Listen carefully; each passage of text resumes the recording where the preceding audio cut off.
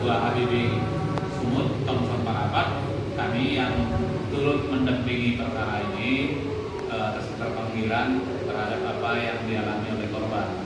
Kami yang mendampingi secara formal dalam pengacara adalah Poltak dan Kamarudin. Ada ibunya Serda Wira Sitorus dan jadi ketika sampaikan kisi-kisinya, mungkin sebenarnya kalau ada yang ditanyakan silakan kepada keluarga maupun tim penasihat hukum. Itu kira-kira. Menurut tim penasihat hukum temukan Pak, dalam penanganan. Jadi terima kasih buat rekan-rekan semuanya. Pertama saya jelaskan dulu soalnya ya. Pada tahun sekira 2018 ada kunjungan VVIP ke daerah Bagan Batu ya, kan Baru. Bagan Batu ya.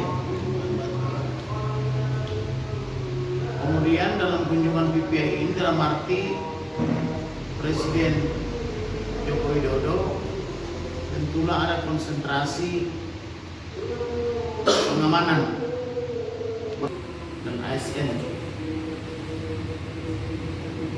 Diduga tidak terdapat koordinasi yang baik sehingga teman-teman kita tentara informasinya tidak kebagian makan atau tidak mendapatkan makanan.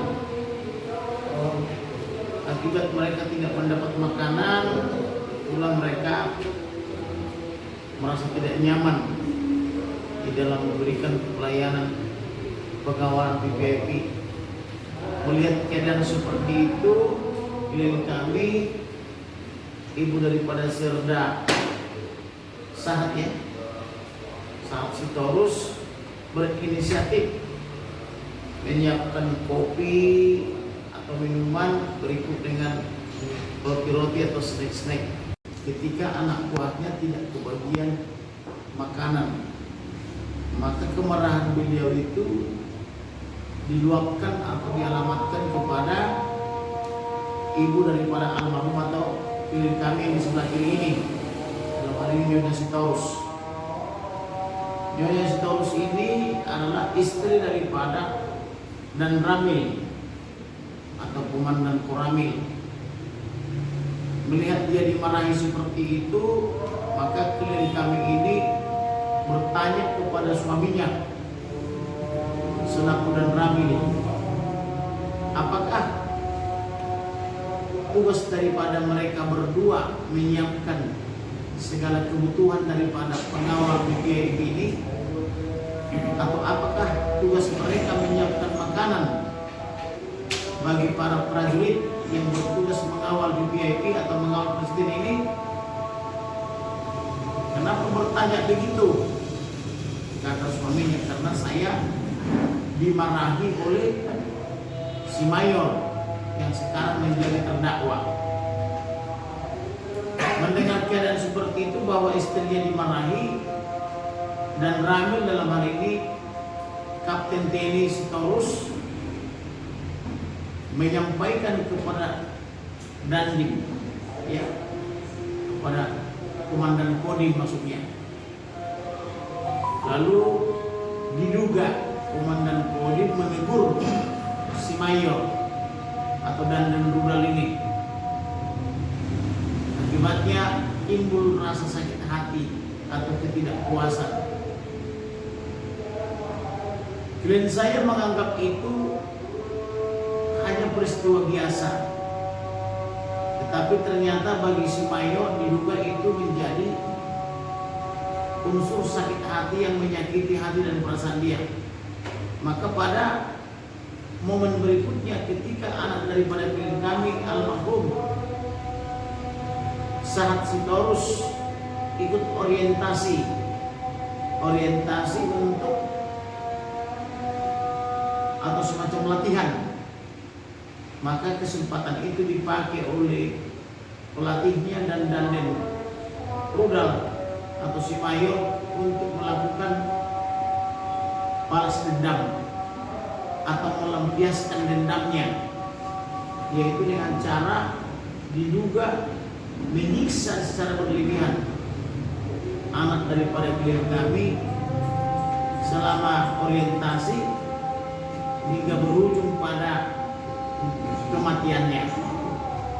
Dan ketika terjadi penyiksaan itu, anak klien kami almarhum telah berulang kali pingsan, tenggelam di kanal dan sebagainya, tetapi bukannya dibawa berobat ke rumah sakit, tetapi dalam keadaan pingsan dihajar, dipaksa berdiri, lalu disuruh lagi berlari, pingsan lagi, dipukuli lagi, dipaksa berdiri lagi, dan seterusnya. Jadi sangat jahat atau sangat kejam menurut informasi yang kami peroleh. Kemudian dari kurun waktu 2018 sampai 2022 tidak ada tindakan yang tegas dari institusi untuk menindak si pelaku ini, karena dilihatnya penanganannya tidak tegas, padahal ini sudah merenggut nyawa daripada almarhum. Maka mereka menemui kami di Pekanbaru di bulan yang lampau menyampaikan persoalannya.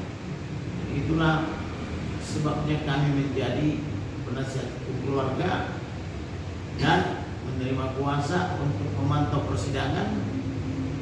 Dan di dalam persidangan itu ditemukan oleh rekan saya Poltak Selitonga bahwa salah satu anggota majelis hakim diduga karena sesama satu kampung dari Bali sana, dan si mayor ini juga dari Bali, diduga ada keberpihakan, yaitu melalui pertanyaan-pertanyaan yang justru memojokkan atau mempermasalahkan daripada klien kami, seolah-olah klien kami disalahkan kenapa anaknya dimasukkan ke tentara, padahal tidak ada salahnya orang masuk tentara, karena banyak tentara yang lain juga tidak harus dibunuh, kan begitu, atau tidak harus mati. Jadi kami pun telah berkirim surat, ya, menandatangani surat permohonan supaya hakim yang bersangkutan atau anggota yang bersangkutan segera diganti karena tidak menunjukkan rasa empati dan simpati kepada klien kami. Dan itu suratnya sudah kami kirimkan di minggu yang lalu, ya. Kemudian di Jakarta, klien kami atau Nyonya Sitorus kemarin sudah berkunjung ke berbagai lembaga tinggi di ketentaraan, mulai pada Politik Militer, Pengadilan Militer dan sebagainya, untuk memohon atensi mulai para panglima, kepala staf angkatan darat dan sebagainya, supaya memberikan perhatian kepada perkara ini agar ke depan tidak terjadi lagi saat sitorus lainnya, atau untuk mencegah jangan sampai terjadi terulang seperti ini di kemudian hari, karena tidak zamannya lagi sekarang tentara harus digebukin atau harus disiksa, karena sistem peperangan sekarang dengan zaman dahulu sudah berbeda. Kalau zaman dahulu memang itu adu fisik, harus hebat karate, taekwondo atau apa dan sebagainya, karena seringkali adu fisik. Tetapi kalau kita lihat peperangan modern, terkadang mereka berperang jaraknya juga puluhan kilometer sampai ratusan kilometer, tetapi bisa satu daerah habis digempur karena peperangannya sekarang oleh sistem teknologi dan informasi, bahkan pakai drone, tidak harus tetap tembak. Jadi tidak ada alasan latihan untuk saling menggebuk atau memukuli, sudah tidak zamannya, apalagi dipakai sebagai sarana untuk balas dendam, menyiksa anak orang. Jadi itulah kira-kira. Dan tadi malam juga klien kami ini saya bawa podcast, di podcastnya Surya Utama atau Uya Kuya. Dia sudah melampiaskan semua unek-uneknya di situ, dan tidak lama lagi itu akan disiarkan di seluruh penjuru, di mana subscribernya beliau ada kurang lebih 4 juta lebih di seluruh Indonesia. Dia akan menjadi pusat perhatian, termasuk juga menjadi atensi bagi PPIP atau atensi bagi Presiden, Bapak Presiden ketika berkunjung ke daerah tidak mendadak, tetapi lebih tepatnya agar direncanakan sehingga tidak terjadi seperti kemarin ada kunjungan diduga karena mendadak. Prajurit-prajurit kita yang bertugas untuk mengawal tidak dapat makanan sehingga berakibat pada pimpinannya emosi dan marah-marah. Padahal sepengetahuan saya harusnya ada anggaran di PIP. Sekalipun misalnya Pemda lalai atau lupa atau tidak ingat akan kewajibannya, seharusnya ada anggaran PPIP. Sekiranya PPIP datang bertugas ke daerah. Itulah kira-kira pokok daripada rilis kami. Mohon kepada rekan-rekan pers supaya ditulis sehingga perkara ini menjadi atensi daripada pimpinan, atensi juga daripada Peradilan Militer Tinggi 1 Sumatera Utara, dan atensi bagi institusi TNI baik darat, laut dan udara sehingga ke depan tercegah tidak terulang lagi yang seperti ini. Selain sedemikian bisa ditambah oleh rekan saya kontak dan rekan Lamsyam Sitompul, bisa juga dengan klien saya Ibu Sitorus maupun Pak Sitorus. Terima kasih Tuhan berkati. Sampaikan itu adalah benar, dan memang setelah kejadian itu, saya tambah sedikit, kejadian kedatangan VIP daripada Presiden, terjadi tadi miskomunikasi tentang makanan yang telah disampaikan oleh rekan saya. Jadi ada rasa dendam daripada, dugaan kami ada rasa dendam daripada Mayor IG pada ayah dan ibunya. Tetapi karena bapaknya adalah seorang anggota militer, bahwa istilahnya pemukulan itu adalah hal yang wajar bagi tentara, akhirnya bapaknya mengatakan, yang notabene adalah Hulman Sitorus mengatakan jangan cengeng. Akibat daripada pernyataan bapaknya kepada anaknya itu, akhirnya anaknya itu menahankan rasa sakit itu gitu. Dan beberapa bulan kemudian setelah kejadian itu dia dipukuli lagi. Kalau kita berpikiran secara normal di dalam wilayah militer, maka setiap yang ada kejadian itu wajib diketahui oleh komandannya, kan begitu. Dan mustahil tidak diketahui oleh komandannya. Dan kenapa dipukul? Kan kita harus berpikir, kan begitu. Orang baru datang kok langsung dipukuli sampai pecah-pecah. Itu bukan dalam suasana latihan loh. Itu di asrama ya, dipukuli. Dan sudah dilaporkan juga kepada orang tuanya. Mulai dari situ sampai terus di harmas dari latihan-latihan itu. Ya, di latihan-latihan itu seperti yang disampaikan oleh teman kita tadi, dia sudah tenggelam, sudah ditaruh oksigen, dan ada salah satu saksi yang mengatakan di persidangan itu ada tim medis dari kesatuan mereka sudah melaporkan ke komandannya bahwa Komandan Wira Sitorus sudah tidak layak lagi untuk ikut latihan. Udah disampaikan gitu, udah tidak apa-apa. Kata komandan, bagaimana itu? Terus datang tim medis ini mengatakan kalau terjadi apa-apa dengan Wira Sitorus, saya tidak tanggung jawab. Karena dia kan pertama sebagai tim medis ya, yang harus melaporkan setiap kejadian-kejadian yang terjadi saat latihan ke komandannya. Tetapi dia itu sudah dilaporkan, tapi tidak berbuat apa-apa. Itu yang menjadi perhatian kita di sini. Berarti komandan ini telah membiarkan, bahkan dugaan kuat menyuruh daripada anggota kesatuan itu memukul dia atau memaksa dia untuk latihan supaya mati. Itu dugaan kami, dugaan kuat. Ya, karena sesuai dengan keterangan dia itu bahwa setiap 15 menit dia harus mengetahui atau memonitor setiap kejadian-kejadian yang ada pada saat latihan.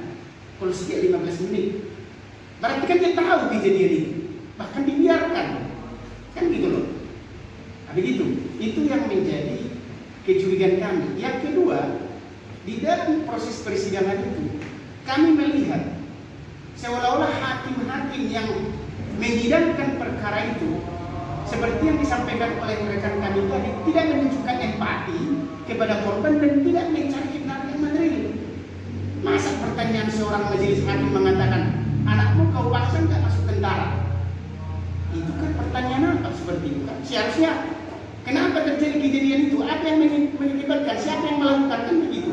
Bagaimana ikut sertanya kan harus begitu. Yang kedua, beliau itu mengatakan bahwa meninggalnya Wirasitorus itu adalah musibah. Waduh.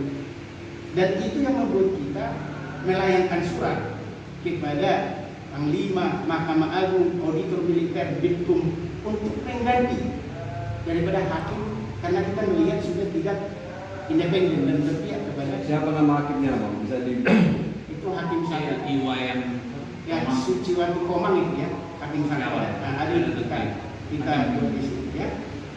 di nomor 1 gitu. Dan di Komang Suciwati ya. iya, Siawan. jadi saya melihat di peradilan militer ketika saksi 1 dan saksi 2 itu telah selesai memberikan keterangan, kan orang itu bisa dipanggil untuk memberikan keterangan. Dia dipanggil ke depan.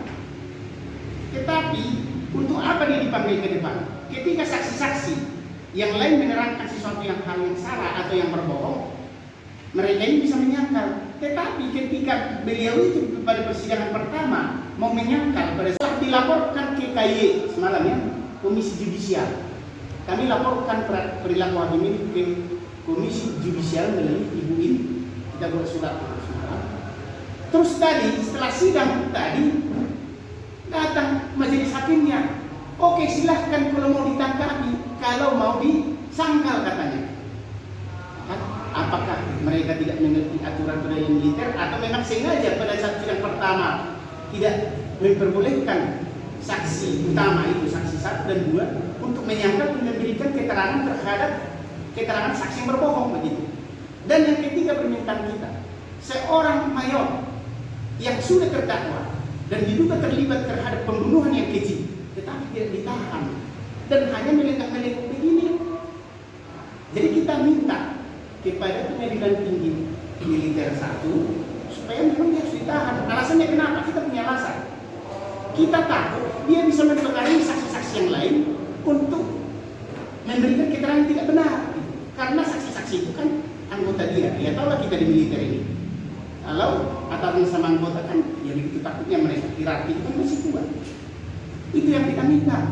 Baru yang kedua, ada dugaan-dugaan kita, ada deal-deal yang tidak patuh secara hukum untuk membebaskan dia nanti dari istilahnya pertanggungjawaban hukum. Nah, itu yang mau kita cegah, makanya kita extend dan kita panggil Pak Kamarudin sama-sama dengan kita dalam menangani perkara ini supaya jangan terjadi nanti di kesatuan-kesatuan di lingkungan TNI militer yang ada di Indonesia ini, supaya tetap bisa profesional mereka dalam melaksanakan tugasnya.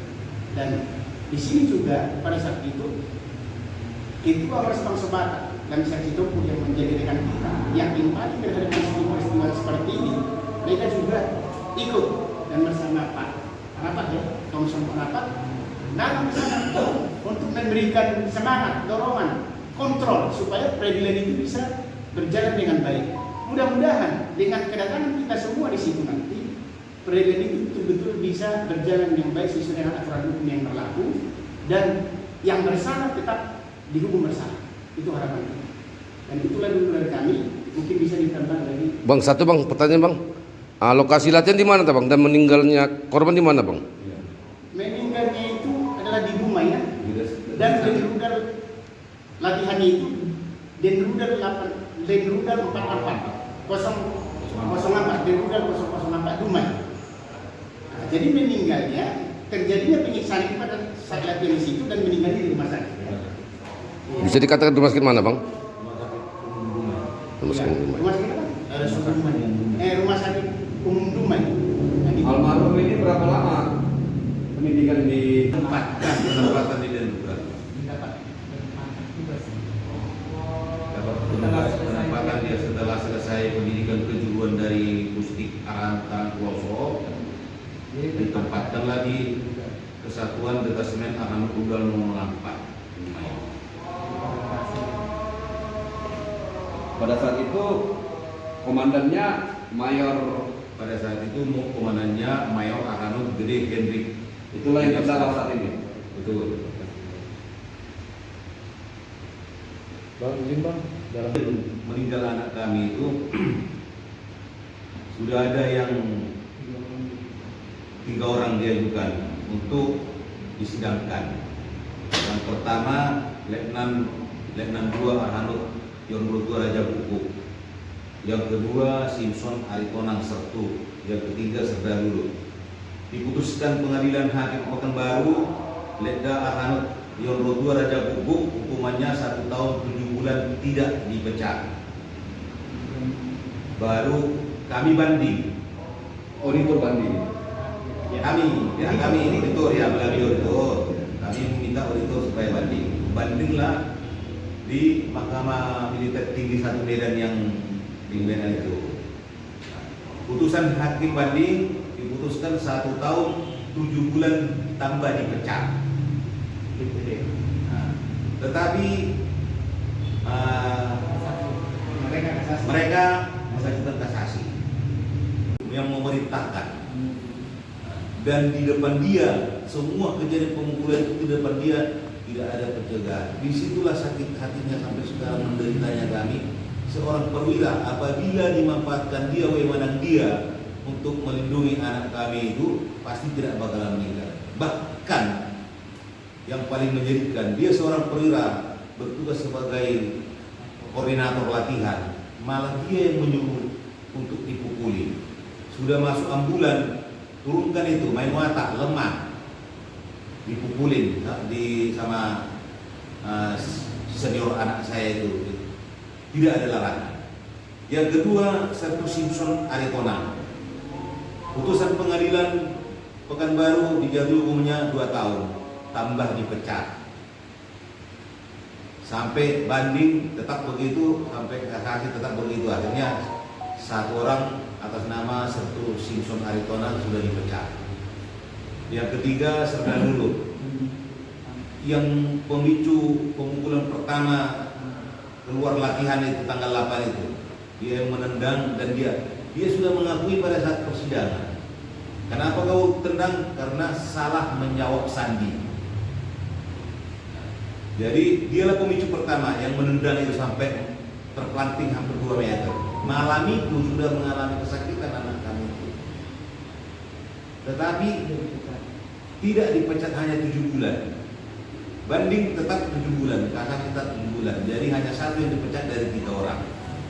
Karena di dalam Siprin itu ada aturannya sebagai komandan latihan harus juga bertanggung jawab seluruh dinamika latihan itu.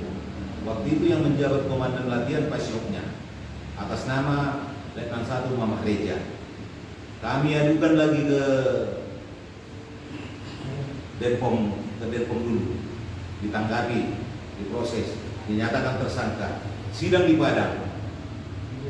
Auditor menuntut, tuntutan auditor 7 bulan, tetapi putusan Pengadilan Padang dibebaskan, sehingga kami memohon kepada auditor supaya kasasi. Putusan kasasi memutuskan tetap dijatuhi hukuman 7 bulan. Tetapi ada beberapa minggu selang waktu kemarin itu belum dieksekusi, belum dimasukkan penjara. Saya bertanya kepada auditor, kenapa itu belum dimasukkan? Setelah sudah diantar dimasukkan, kami tanya memang sudah masuk sana. Tetapi paling lama dia menjalani hukuman itu hampir 1 bulan kurang lebih. Dia mengajukan PK. Nah, PK nggak tahu bagaimana persidangan sekarang ini, masa mengajukan PK itu dalam kurun waktu hanya 2 bulan enggak? Biasanya kalau yang biasa kita dengar kalau mengajukan PK itu mungkin 5 bulan sampai 1 tahun pun belum tentu juga keluar. Tetapi turunlah putusan PK dari Jakarta, dia bebas. Akhirnya sekarang dia sudah bebas. Jadi 4 orang sudah ingkrah. Nah ini makanya yang 2 ini tersangka, sudah dijadikan tersangka, dan Denrudal pada saat itu yaitu Mayor Arhanut Gede Hendrik dengan Dandennya pada saat itu Kapten Arhanut Budi Afrika yang sekarang sudah menjabat Mayor. Nah jadi ini juga harapan kami karena istri saya sudah mempunyai ini malah ditolak sama auditor Pekanbaru. Tidak ada haknya korban untuk PK katanya. Jadi kalau bisa kepada kuasa hukum istri saya supaya kami berharap bisa kita mengajukan PK kembali peninjauan kembali atas nama Letnan Raja Pupuk dan serta atas nama Letnan Raja Pupuk, karena sekali kita baca di putusannya itu dengan mata kepala dia sendiri melihat anak saya itu dipukuli dan atas perintah dia dipukuli, tenggelam juga seharusnya seperti yang dikatakan kuasa hukum istri saya tadi, Bapak Kamarudin dengan Bapak Kotak Silitonga. Pada saat tenggelam itu seharusnya bukan dipaksa lagi untuk melaksanakan kegiatan, tapi dibawa ke rumah sakit. Tetapi ini tidak dibawa ke rumah sakit.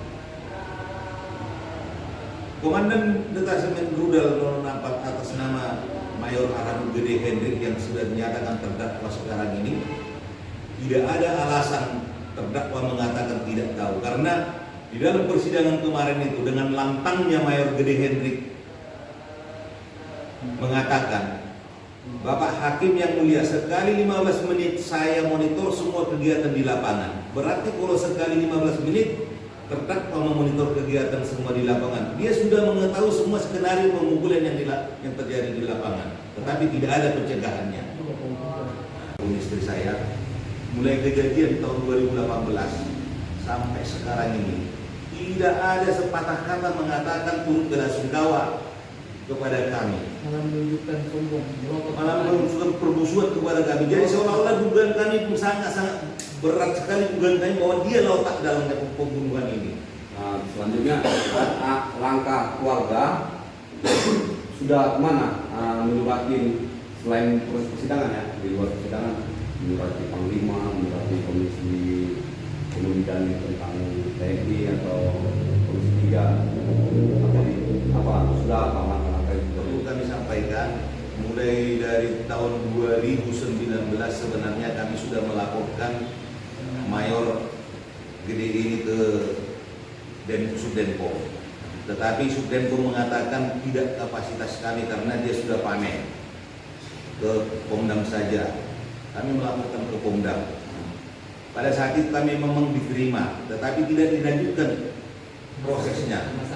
Saya selalu monitor dan hak saya memonitor supaya saya tahu perkembangan bagaimana pokok prosesnya yang kami laporkan itu. Jadi tim didik mengatakan tunggu dulu Pak, sabar, karena saksinya belum pulang dari penugasan. Kebetulan memang pada saat itu ada beberapa orang dari Detasemen Rudal itu ditugaskan ke Papua untuk Satgas Ter. Kami sabar, dengan sabar menunggu. Setelah kembali dalam kurun 1 tahun itu, setelah kembali yang penugasan dari Papua itu, kami susul lagi, sabar. Jadi kami tidak tahan lagi menahan itu. Akhirnya pada saat bulan 2 tahun 2022 kemarin, kami membuat surat terbuka kepada Bapak Panglima TNI, dalam hal itu masih dijabat oleh Bapak Jenderal TNI Andika Perkasa. Setelah kami membuat surat terbuka kepada Bapak Panglima TNI, itulah makanya dilanjutkan proses ini, terjadilah tersangka atas nama Mayor Arhanud Gede Hendrik dengan Budi Afrika. Namun nggak ditahan ya Bang? Namun tidak, dia masih terdakwa ini masih menjabat 7 bulan menjabat sebagai Dandan Rudal, yang seharusnya begitu kejadian itu karena lalai tidak memonitor semua kegiatan, harusnya harus dicopot ini, didudukkan, entah di korem, entah di godam, harus didudukkan, dilonjokkan. Tetapi masih menjabat sebagai Komandan Detasemen selama 7 bulan. Nah, tetapi ini harus saya sampaikan di forum ini karena semua Dandim pun mengatakan kalau berbicara kepada saya bahwa hebat kali itu. Maka kami berharap kepada kuasa hukum terdakwa ditahan selama dinyatakan. Seharusnya kalau dinyatakan sebagai terdakwa namanya harus ditahan ya. Tapi terdakwa lainnya sebelumnya ditahan. Yang telah ditahan. Nah, jadi itu aja. Yang paling sakitnya itu di rumah sakit itu tidak ada kami sama sekali. Saya sudah menangis. Datang dia setelah anak kami masuk ruang ICU. Tapi di ujung sana kira-kira 30 meter ya, 30 meter kurang lebih jarak. Ya. Jadi datangnya pun dia itu karena ditelepon seseorang yang lebih tinggi pangkatnya. Dalam hal ini tidak perlu saya sampaikan dulu namanya. Nah, tapi sebelah mana setelah ditelepon oleh datanglah dia tapi tidak melihat korban. Posisi korban di UGD itu begitu tidak ada dilihat sedikit pun. Dan kami yang dilewati begitu saya tidak ada rasa empatinya kepada kami seperti yang dikatakan kuasa hukum. Itu yang paling menjadikan hati kami. Dan sampai saat ini tidak ada kata-kata maaf, tidak ada kata-kata mengatakan belas sungkawa. Dan kami harus memohon kepada Bapak kuasa hukum istri saya supaya kembalikan nama baik anak kami. Kebiranya anak berapa Pak? Ini anak kami yang paling terakhir, yang paling bungsu. Dari berapa saudara? Dari 3 bersaudara. Yang dua lagi ini memang TNI juga Pak? Atau Enggak, yang dua enggak. Yang satu anak pertama laki-laki kerja di swasta. Yang anak saya perempuan juga masih kuliah, suaminya yang pegawai. Bang, 4 ya Bang? 4 yang sudah dihukum ya? Apa sudah disidang? Apa sudah dihukum dan dihukum ringan ya? Dan satu lagi tidak, satu lagi dibebaskan ya? Dan yang satu mayor ini tidak ditahan. Bang, tanggapan abang Bang selaku penasihat hukum menanggapi terkait perkara ini gimana Bang? Pertama, setahu saya disiplin TNI itu kan ketat. Perkara asusila saja ada beberapa perwira TNI yang saya tahu, tidak usah sebutkan namanya, di PTDH. Itu perkara asusila. Misalnya suka sama suka, tetapi bukan pasangannya atau bukan suami istri, itu di PTDH dilakukan pemecatan. Ini perkara mencabut nyawa dengan sengaja dan terencana. Kok penanganannya seperti ini? Jadi kita menyatakan protes. Kenapa saya berani mengatakan bahwa ini pembunuhan terencana? Karena saya sudah menginterogasi kedua klien kami, atau khususnya ibu ini sudah saya wawancarai. Pertama dari segi perlakuan, sudah pingsan, dipukuli lagi supaya bangun, dipaksa lagi berlari, pingsan, dipukuli lagi, dan seterusnya sampai masuk rumah sakit. Masuk rumah sakit pun dia tidak datang untuk melihat atau untuk membesuk, kecuali diduga karena ditelepon oleh pimpinannya atau yang lebih tinggi pangkatnya, dia datang ke rumah sakit, tapi bukan untuk melihat korban, tetapi untuk bertanya ke dokter seperti apa almentah, apapun pertanyaannya kita tidak tahu. Habis bertanya, lalu dia menunjukkan mukanya menantang ibu ini. Masih ingat saya? Tanya. Artinya disitulah ditunjukkan dendamnya itu. Masih ingat saya? Maka si ibu ini atau klien masih ingat, yaitu waktu kunjungan di VIP atau kunjungan Presiden Republik Indonesia ke Bagan Batu. Jadi begitu dikatakan masih ingat, ya udah dipergi dengan sombongnya menurut informasi klien saya. Artinya dia mencoba menunjukkan saya ini dendam sama kamu. Masih ingat saya toh? Kan begitu. Maka seharusnya kalau orang datang ke tempat orang sakit, biasanya adalah pertama saat kunjungan presiden. Sudah, kalau sudah ingat, pergi. Kemudian setelah meninggal pun dia tidak datang juga,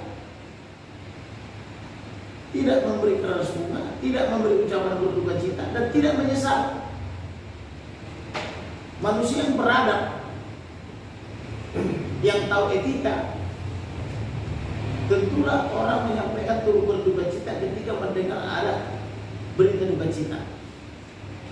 Lalu dia ini sebagai komandan, kok sebagai komandan tidak menyatakan rasa empati maupun duka cita? Ada apa? Itulah kami begitu yakin bahwa ini adalah pembunuhan yang terencana, terstruktur dan masif. Oleh karena itu tidak berlebihan kalau kami minta kepada pimpinan TNI bahwa yang seperti ini tidak layak berdinas di TNI, harus di PTDH, sedang ditahan di PTDH. Karena kasihan nanti kalau muncul korban-korban lain akibat daripada sikap yang tidak baik seperti ini. Itulah kira-kira yang bisa saya sampaikan. Jadi saya yakin betul bahwa ini pembunuhan berencana dari hasil wawancara saya dengan diri kami. Bang, satu bang. Ini kan tadi kan ada tapi bahwasanya dia tuh terbenam dalam lumpur, disiksa, dipukuli. Itu hasil visumnya boleh tahu kami bang? Jadi begini, saya mau jelaskan hasil visum di situ, autopsi. Autopsi ya? Kalau hasil visum, Autopsi. Itu kan luar. Iya, autopsinya bang, autopsinya. Jadi visum itu pemeriksaan fisik. Iya. Fisik luar. Apakah ada memar, apakah ada lebam, apakah ada luka dan sebagainya. Itu pemeriksaan luar. Kalau autopsi itu pemeriksaan bagian dalam, alat-alat vital seperti jantung, hati, lambung dan alat-alat lain organ lainnya. Itu otopsi. Otopsi itu untuk mencari sebab-sebab kematian. Tapi kalau visum pemeriksaan fisik doang gitu. Nah, hasil otopsi bagaimana? Jadi bukan begini. Hasil visumnya, visum yang pertama ya, visum terjadi beberapa luka lebam di sekujur tubuh, bahkan di kaki, bahkan kakinya juga patah, kan gitu, ya. Kaki ada lubang.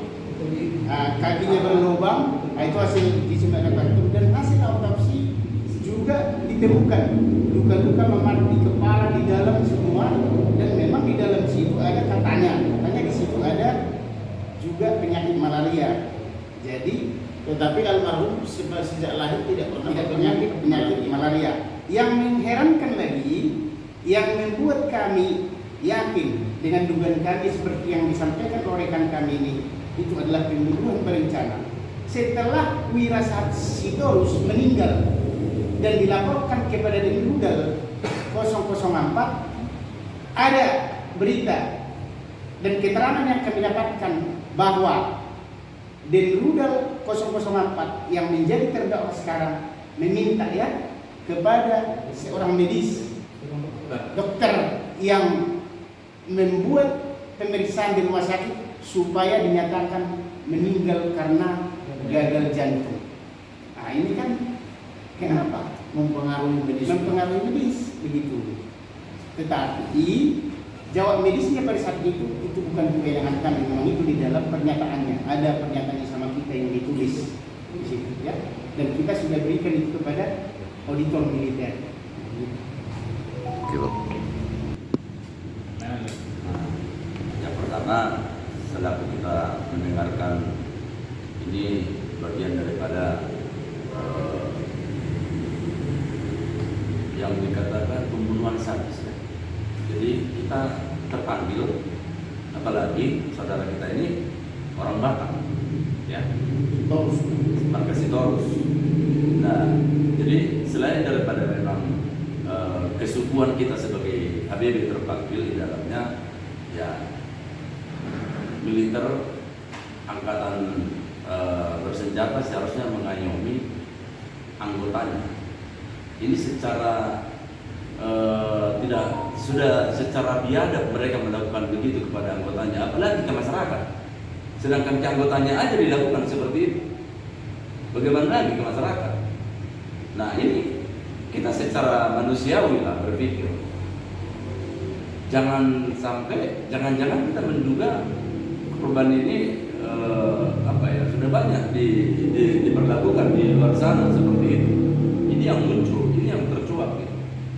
Nah, jadi ya kita sebagai poros bangsa Batak yang meminta, khususnya yang paling bertanggung jawab untuk masalah ini, siapalah yang menjadi pimpinannya tadi, ya janganlah dibiarkan atau ada ketidakadilan di dalam peradilan militer, khususnya kepada Mayor IGD Henry tadi, itu khususnya yang paling bertanggung jawab, seharusnya itu ditindak pidana yang seberat-beratnya.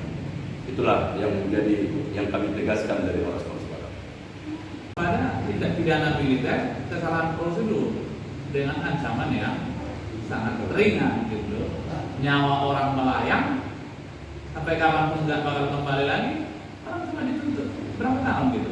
Harusnya memang di undang-undang militer itu kalau ada tindak pidana harus dikenakan pidana umum, harusnya sini 338 dan 340 yang ancaman hukumannya ya hukuman mati atau seumur hidup atau 20 tahun gitu.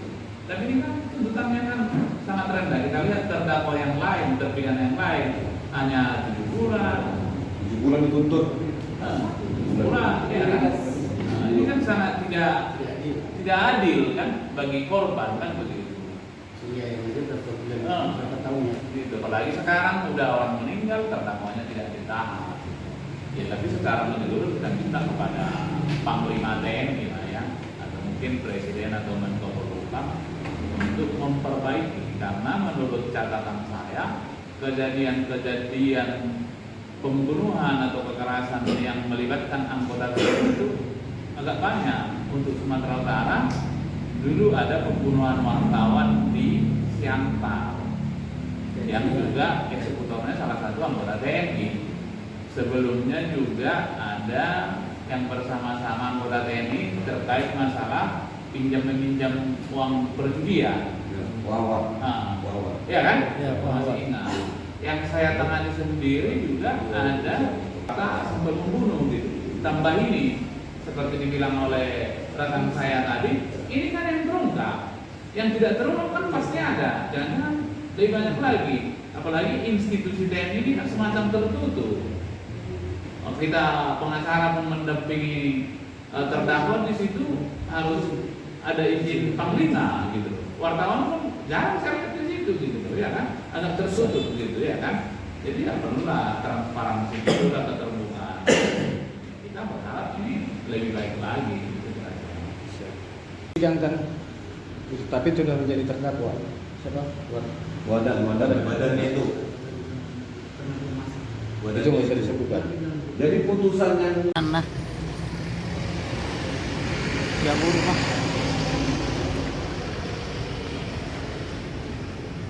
Main itu tahu nih kita. Malah yang tanggal 26 Jual yang masih manggil buat itu terus manggil buat boleh. saya matang itu